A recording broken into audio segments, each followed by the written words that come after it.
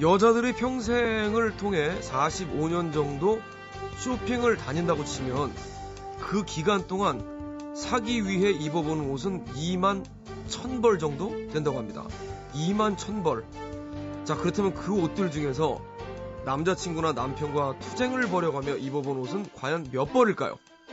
자, 아무거나 사고 빨리 가자는 남자랑 싸워가며 입어본 옷 말인데요. 자, 내일 모레면 백화점들이 일제히 세일을 시작한다고 하는데 그때를 맞아 또다시 티격태격이 예상되는 커플들은 이 시간 함께 해주시죠. 하드보일드 연애 상담 코너 연애와 국제정치입니다. 자, 이분이 아무리 남자한테 관심이 없고 오로지 여성한테만 관심이 있다고 해도 자, 여자분들이 정말 놀라운 체력을 발휘하는 쇼핑만큼은 이분한테도 만만하진 않을 것 같습니다. 딴지일보 총수 김어준 씨 나오셨습니다. 안녕하십니까? 네, 안녕하세요. 아, 네. 지난주에 뭐 인터넷 포털 사이트를 그냥 화려하게 접수하시던데요? 저도 그럴 줄은 몰랐어요. 무한도전이 그렇게 인기 있을 줄이야. 예. 아, 무한도전이 그렇게 인기 있을 줄이야 그걸 모르셨단 말이에요? 아니 여기 게다가 서로 네. 그것이 인기가 있다 하더라도 전화 통화 한번 한 건데 그렇게까지. 그럼요. 네. 저희 무한도전에 가요제 나가서 했던 오늘 첫 곡으로 들려드렸었는데 네. 남 멋있어란 거 거기서 단 한 번 나간 거예요. 근데 그거 때문에 지금 공연 레퍼토리로 짭짤하진 않지만 공연 레퍼토리로 잘 지금 쓰고 있거든요. 아니 그래도 무한도전이 진짜 리얼인 게 예. 저는 그런 상황, 그러니까 방송에 나온 화면 상황인 줄 전혀 모르고 그 작가하고 통화 한번 하고 뭐 전화 통화는 가능하다 이렇게 전화를 했어요. 예. 그래서 그냥 참고 삼아 이렇게 따놓는 어떤 멘트인 줄 알았어요. 네, 근데 이제 그래서 중간에 당연히 질문을 뭐로 할 것이고 어떻게 뭐 합을 짤 것인지 얘기가 있을 줄 알았는데 대뜸 유재석 씨가 전화했더라고. 대뜸. 그래서 제가 받자마자 전혀 준비가 안 돼 있는데 그냥. 그러니까 이 사람들은 진짜 리얼이구나. 진정한 리얼이구나 그런 생각을 그럼요. 했어요. 네. 그러니까 이렇게 국민들의 사랑을 받겠죠. 연출이 없어요 진짜. 그러니까. 네. 네. 가짜는 거기 허용하지 않는. 연출이 없음에도 그렇게 훌륭하게 대답할 수 있던 제 답변이 놀라웠죠. 결국에 또 본인 김어준 씨 또 스스로 네. 스스로를 높이는 틈만 나면 정말 그것이야말로 진정한 지식인의 책무다. 찬스가 있을 때 놓치지 말고 잘난 척을 하라. 근데 이 잘난 척 얘기가 나와서 얘기인데 갑자기 생각나는데 제가 원래 이제 이 문자에 틀림없이 저에 대한 불만들이 가끔 올 텐데 가끔이 아니라 많이 올지도 모르죠. 근데 뭐 제가 안 보니까. 근데 제가 사연 게시판을 보다가 드디어 저를 향하여 이렇게 잘난 척을 하느냐, 자기 주장만 한다, 그리고 뭐 부드럽지 못하고 왜 그렇게 중립적이지 못하냐 이런 게시물을 봤어요. 한 번도 못 보셨었어요 그동안에? 그동안에는 존재할 수 있다고는 생각했어요. 왜냐하면 제가 지난 40여 년간 항상 호흡과 갈리는 인간이었기 때문에. 그런데 똑같은 얘기여서 항상 겸손하지 않다, 뭐 잘난 척한다, 건방지다. 근데 이제 그 사연 게시판에 처음으로 본 거죠. 그래서 그분에게 제가 충격이 좀 있으셨나요? 충격은 전혀 없어요. 항상 듣던 얘기여서. 오해도 약간은 있지만 그런 이야기들 중에 맞는 말도 많거든요. 근데 제가 이제 시건방지다든가 뭐 이런 거. 그 사연을 봤습니다 하면서 나오는 얘기는 이제 저 예상컨대 그래 뭐 이게 제가 이런 거니까 이렇게 뭐 설명을 해드릴 줄 알았더니 결국 또 그게 아니네요. 그렇죠. 그분 말이 맞아요. 제 말이 맞는 거예요. 이거잖아요. 아니죠. 그 게시판에 쓴 그분의 주장이 맞는 거예요. 그분의 주장이 맞다고? 잘난 척하고. 웬일이죠? 아니 겸손하지 못하고 그분 말이 맞아요. 맞긴 맞는데. 근데 제가 하고 싶은 이야기는 제가 왜 겸손해야 하죠? 정말. 역시 김어준 씨. 저는 그냥 건방지면 안 되나요? 네. 근데 이미 저 청취자분들은 김어준 씨를 제가 볼 때 받아들이셨어요. 받아들이시고 지금 편안하게. 아니 그분한테 참고하시라고. 그냥 앞으로 저는 계속 저로 이렇게 살 수밖에 없으니까. 계속 미워해 주시기 바랍니다. 진짜 이 방송을 들으신 청취자 이현호 씨가 김호준 씨가 너무 재밌나 봐요. 진짜 웃긴다 김호준 씨. 김호준도 있고요. 어준은 맞아요. 근데 이어준. 그리고 김어진. 막 여러 가지 버전을 보려고 있는데, 이 어자는 말이죠. 예. 어조사. 예. 어조사어. 영어로는 at. 예. from. 전치사죠. 예. 이름에 정말... 이런 전치사를 쓰는 경우는 저는 보지 못했는데, 저희 아버님이 쓰셨어요. 네네. 그리고 준입니다. 네. 김어준 씨, 네. 김어준 총수님. 이수경 씨도 총수님의 그 거만한 너무 좋아요. 이렇게 적으신 이런 분들이 많으니까 보면은 김어준 씨는 안티와 네. 팬을 항상 이렇게 같이 이렇게 뭐랄까 함께하는 어떤 그런 분인 것 같아요. 그러니까 왜 겸손하지 않느냐는 분께 제 대답은 항상 제가 왜 겸손해야죠인 것을 참고해 주시고 알겠습니다. 네, 받아들일 수 없는 분들 계속 묘해 주시면 되겠습니다. 그래도 좀 관심 가져주시는 것 자체가 고마운 거잖아요, 사실. 그게 고맙진 않아요. 정말 어떻게든 포장해드리려고 하는데 포장이 안 되네요. 자꾸 포장이 찢어지네요. 네, 자 그럼 사연으로 바로 갈까요, 그럼? 네. 분위기를 전환하는 의미에서 대전 동구 대성동의 K씨. 저는 26살 직장인인데요. 17살 때부터 알고 지낸 친구가 한 명 있어요. 물론 남자죠. 9년 정도 알고 지냈는데 그 아이가 군대에 갔을 때도 편지는 꼬박꼬박 써줬고 휴가 나올 때나 시간 될 때는 만나서 영화도 보고 밥도 먹는 그런 편한 사이입니다. 근데 이게 연애인지 우정인지 자꾸 헷갈려요. 가끔 소개팅이 들어올 때면 주변에 친한 친구들은 그 아이가 큰 실망을 할 거라면서 그냥 걔한테 시집가라고 합니다. 그 아이와 만나는 날에는 제가 지갑을 열어본 적이 없을 정도로 잘해주는데 이게 우정이라면 그냥 받기만 해도 되는 걸까요? 그 아이의 친구들, 가족들까지 저의 존재를 알고 있지만 정작 저희 둘은 친구 사이라고 하기엔 좀 더 가깝고 연인 사이라고 하기엔 좀 부족하고 아무튼 헷갈립니다. 그냥 계속 이런 관계를 유지해도 좋을지 아님 친구, 연인 중에서 구별을 딱 지어야 할까요? 하면서 대전에서 K씨가 사연을 보내주셨네요. 있을 법한 일인데 이것도 또? 있을 법한 정도가 아니라 사실은 많아요?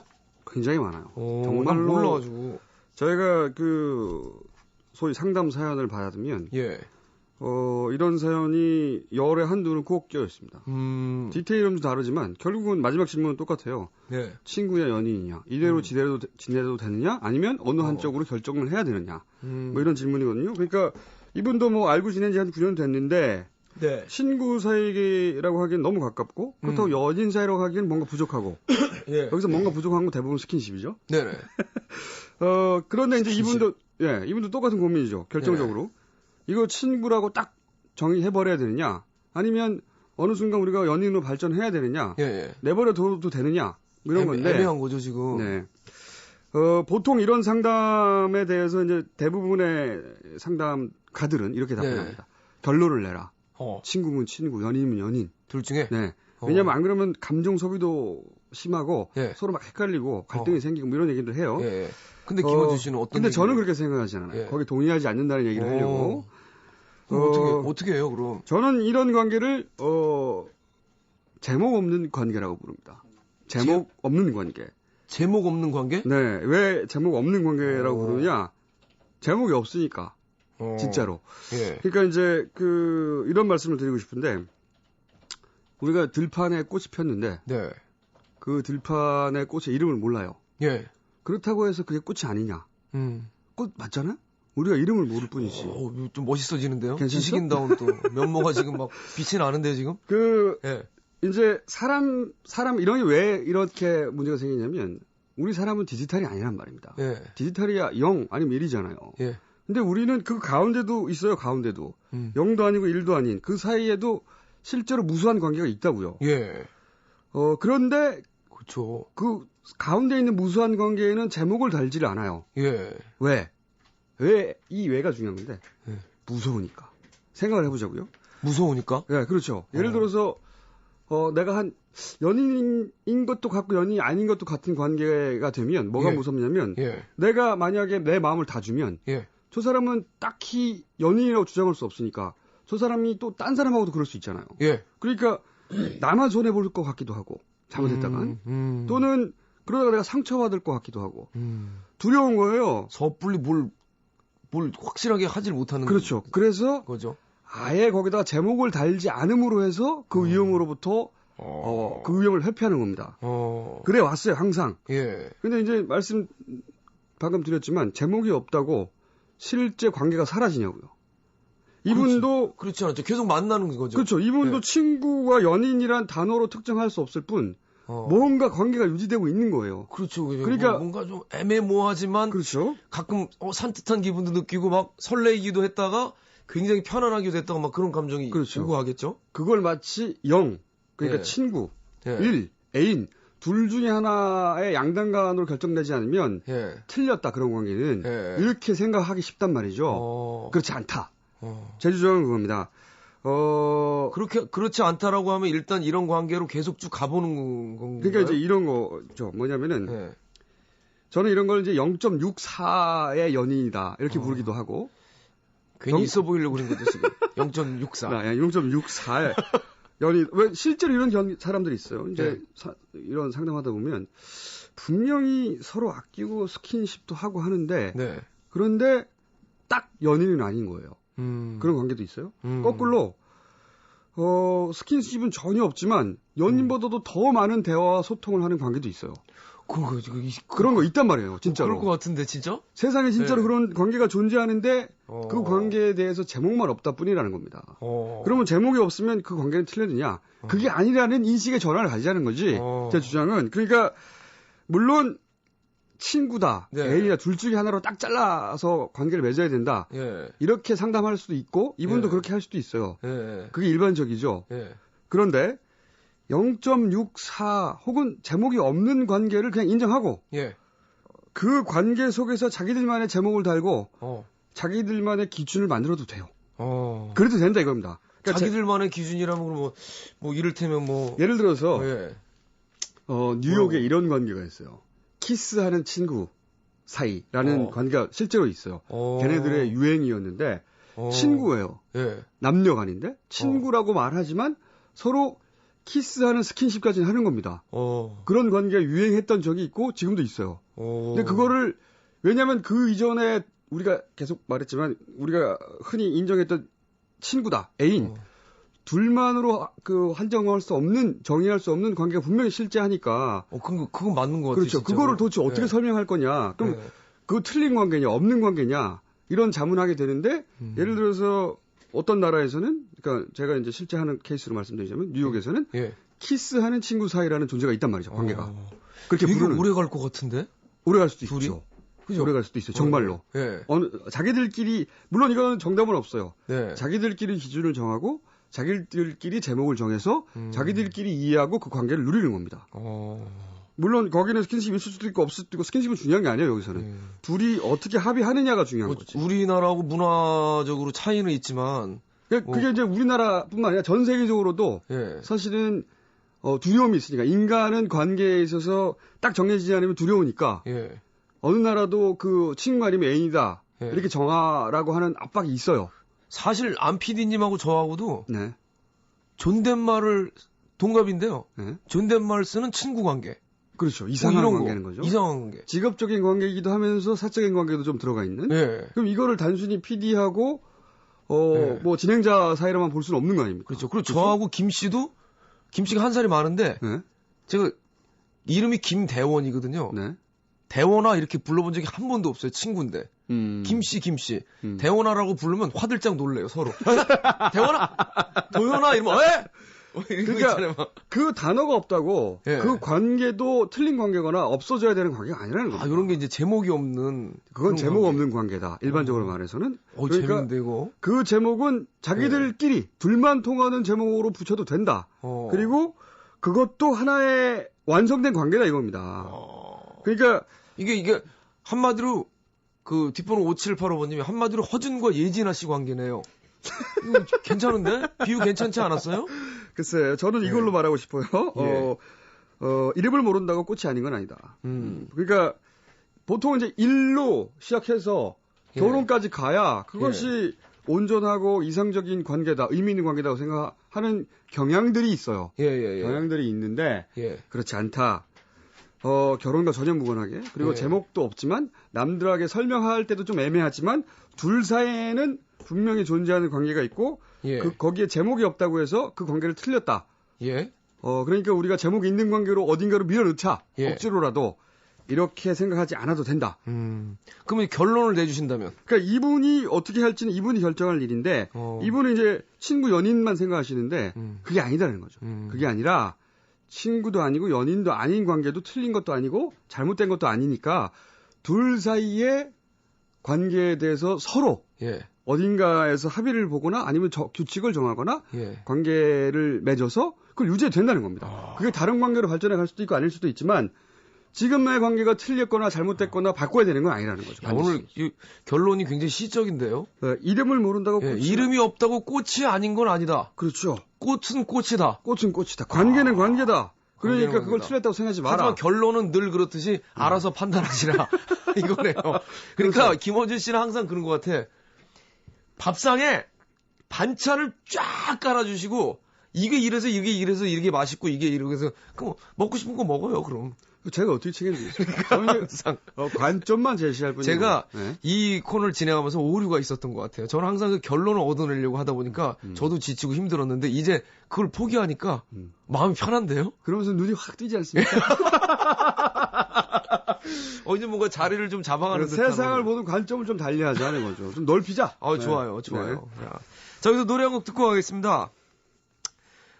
엘자와 글렌 메데로스가 함께한 제목이 엥 로망 다미띠에.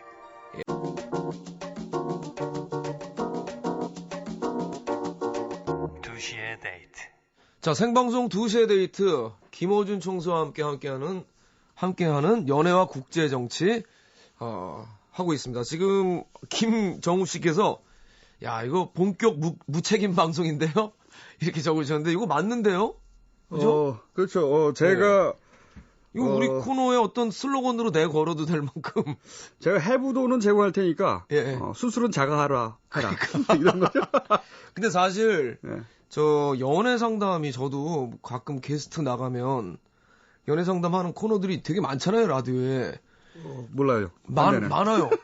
저기 좀 알아주시기 바랍니다. 관심 없어요. 되게 네. 많은데 예. 근데 결론 내기가 쉽지가 않아요. 왜냐면 그 둘의 관계에서 그렇죠. 어떤 일들이 있을지 그걸 우리가 알 턱이 없으니까 그러니까요. 방송용으로는 사실 결론 딱 내주고 이렇게 하십시오 하면 시원하긴 한데 사실 그 두 분의 입장에서는 그게 아닐 수도 있거든요. 그리고 뭐 그럴 수 있는 사연도 있긴 하죠. 단순하게. 예. 너무나 명백하게 어느 한쪽이 잘못했다거나. 근데 예. 그런 사연은 저는 건들지는 않아요. 음. 예. 그런 사연은 뭐 남들이 하겠죠. 남들이 가지 않는 가시밭길을 가겠다. 지식인 정도 되면은 예. 그렇게 쉬운 상담을 하지 않고요. 어. 뭔가 이렇게 근본을 좀 건드려주는 이야기들. 본격 무책임 거만 경고망동 방송 지금 김호진 씨와 함께하고 있습니다. 자, 어쨌든 그래도 잘난 척, 예. 무겸손. 여러분들이 판단할 수 있게끔 많은 그 의견들은 제시해주고 있다는 거. 관점을 제시해준다. 예, 관점을 제시해주고 여기다 초점을 맞추고 경기도 광명시의 P 씨의 사연 한번 들어가 보겠습니다. 남친은 저를 좀 많이 좋아해주는 편이었어요. 모든 게 제 위주고 제가 짜증을 내도 쩔쩔매면서 정말 잘해줬습니다. 그러다 보니까 제가 남친을 막대하고 만만하게 여겼던 것 같습니다. 어쩌면 저는 함부로 구는 게 저의 진심은 아니란 것도 그 사람이 알아주길 바랬던 것 같아요. 그런데 지금 이 사람이 너무 변했습니다. 뭐든지 자기 식대로만 합니다. 식당을 고를 때도 자기 입맛 위주로만 가고 제가 화를 내면 맞지 않으면 헤어져 라고 합니다. 저한테 그렇게 잘해주던 사람이 이렇게 변해버리다니 시간을 되돌리고 싶네요. 공주라도 된 것처럼 이 사람을 만나면 행복했는데 이제는 제가 먼저 연락하고 제가 더 쩔쩔맵니다. 정말 우리에게 권태기가 온 걸까요? 이러다 정말 우리 헤어지게 되는 건 아닌지 별별 생각이 다 듭니다 하면서 P씨가 사연 보내주셨는데요. 예. 권태기 아니고요. 예. 권태기 전혀 아니고. 예. 저 궁금한데요. 정말 어떤 말들이 나올지 저는. 이제 이분의 이야기는 이거거든요. 예. 원래는 내가 일방적이었는데, 예. 일방적으로 우위에 있었는데, 관계에서. 이제는 반대다. 어떻게 하면 좋냐? 간단하게 말하면 한 줄로 그렇습니다. 내가 원래는 공주였는데, 이제 하녀가 됐다는 거 아니에요. 말하자면. 그런 셈이죠. 그런 셈이죠. 관계에 있어서. 예. 사실, 연애는 말이죠. 네.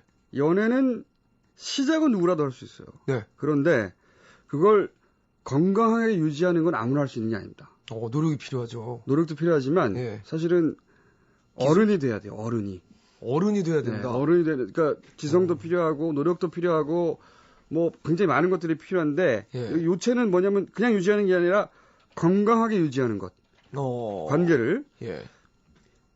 이 말씀을 드리는 이유는 뭐냐면 이 관계는 이제 건강하지가 않아요.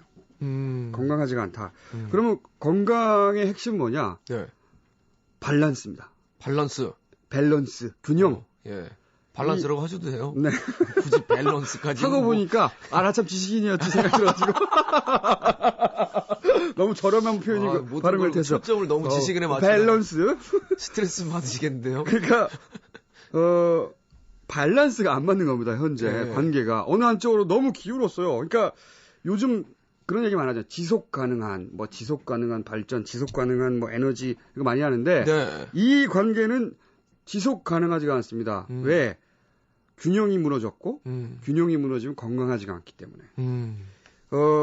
그쵸. 건물도 균형이 무너지면 건물이, 예. 그쵸. 부실해지죠. 둘 간의 애정은 예. 어떤 방식으로든 균형이 유지돼야 돼요. 그러니까, 예를 제가 들어서 봐도 균형이 지금 깨졌는데. 완전히 무너졌죠. 예. 예를 들어서 이 균형이라는 게 이제 오해하시는 분들이 많은데, 예를 들어서 둘이서 SM 관계야.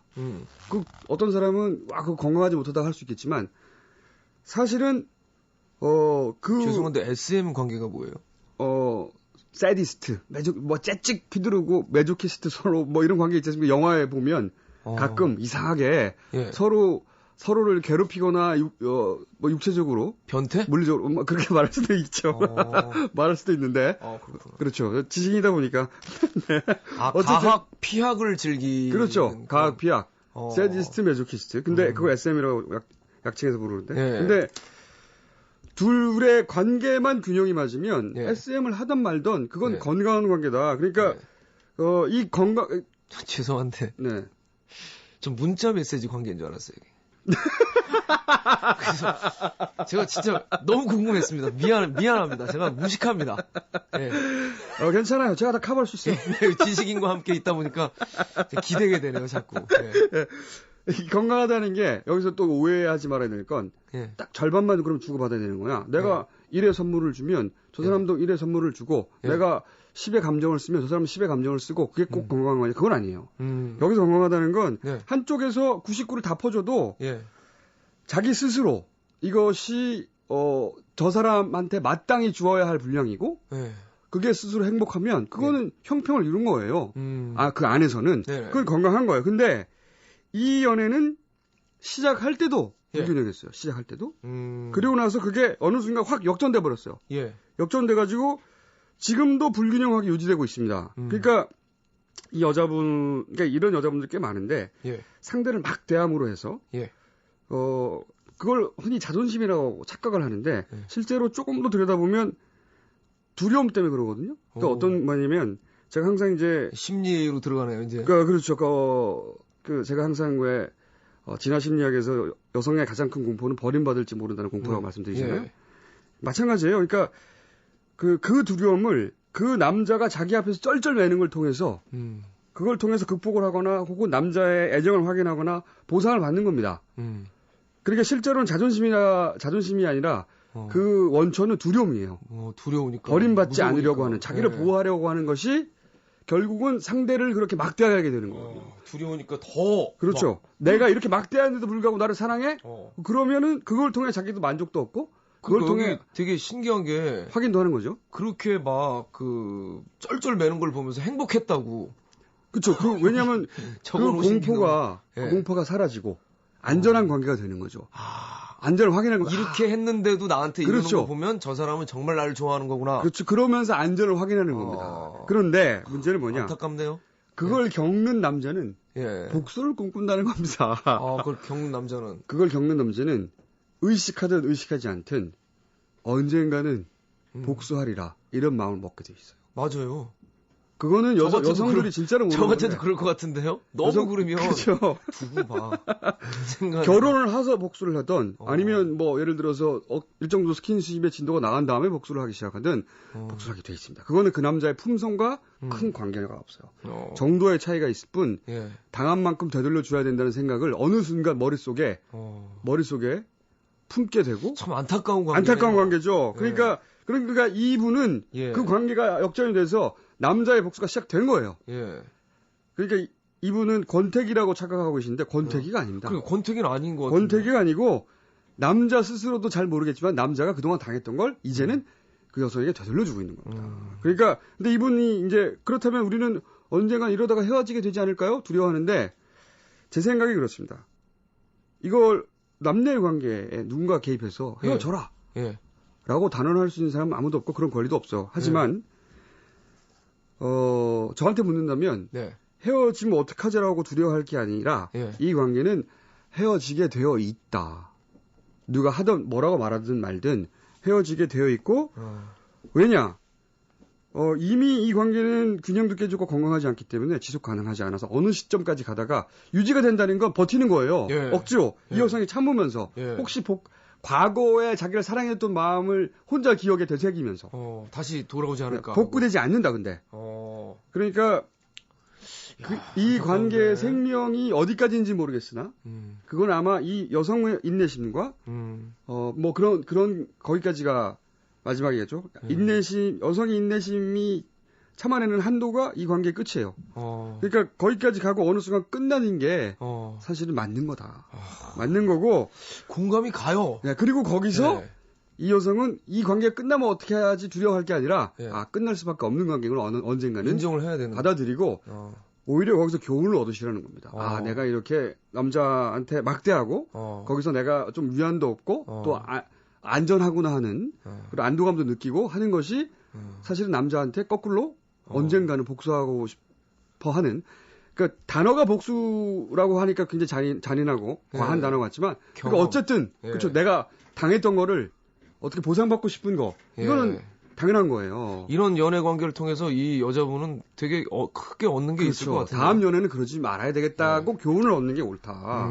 이걸 억지로 유지하려고 해서 유지되지도 않을 뿐만 아니라 상처만 입는다. 그러니까 이 관계가 갈 수 있는 만큼 가다가 어느 순간에 끝나겠구나 하는 걸 받아들여야 된다는 거죠. 야, 이제 역시 균형이 중요하네요. 밸런스. 꼭 밸런스라고 이렇게 알겠습니다. 밸런스. 제가 오늘 또 중요한 국제 정치 잠깐 할 시간 있나요? 그럼요. 국제 정치를 해야죠, 당연히. 국제 정치가 없으면 이 코너가 또 완성이 되지 않기 때문에. 어떻습니까, 요즘 국제 정치? 작년 말. 작년 말 마지막 프랑스 베스트셀러가 뭔지 아십니까, 혹시? 네. 우리나라 베스트셀러도 우리가 잘 모르는데 알 리가 없죠? 하지만 모르겠습니다. 이게 세계적 화제가 됐어요. 제목이 뭐냐면 분노하라라고 하는 책인데 이 특이한 게 이 책의 저자는 93세 노인입니다. 93세. 게다가 레지스탕스 출신이에요. 더 희한한 건 이 책은 불과 13페이지밖에 안 돼요. 책이라고 팜플렛이죠. 13페이지니까 거의. 진짜. 그런데 이 책이 프랑스 베스트셀러며 2등 두 번째로 많이 팔린 책보다 몇십 배가 많이 팔렸어요. 압도적인 베스트셀러. 왜 그렇게 많이 팔렸죠? 왜 그렇게 되냐? 내용이 뭐냐? 내용은 13페이지니까 얼마나 간단하겠어요. 간단하게 뭐냐면 정치, 자본, 정치와 돈이죠. 돈이 끼리끼리 서로 합작을 해서 공모를 해서 흔히 말하는 신자유 정치가 프랑스 복지의 근간을 흔들고 있다. 그러니까 사람들아 분노해라. 그냥 쳐다만 보지 말고 프랑스 복지의 근간이 흔들린다. 이 내용이에요. 전 내용 아닙니다. 근데 실제로 사람들이 그렇게 느끼니까. 우리 복지가 정말로 흔들리고 더 나쁜 나라로 나아가고 있구나 하는 생각을 하다 보니까 폭발해버린 거예요. 이 책이. 그럼 이 책을 통해서 실제로 프랑스인들이 분노하는 거죠. 움직이나요? 거기까지는 정치적 움직임으로 크게 나타나지는 않았지만 그럴 것이다라고 올해는 이게 작년의 책이거든요. 2010년. 굉장히 선동적인데요. 굉장히 선동. 분노해라. 분노해라. 한 가지 다행인 것은 우리는 흔들릴 일이 없어요. 복지의 근간이. 왜냐하면 우리 복지는 애초부터 OECD 최저 수준이기 때문에 뭐가 애초에 있어야지 흔들리지. 프랑스는 그나마 흔들릴 거리라도 있었던 겁니다. 여기까지 오늘 하고. 예. 참. 네.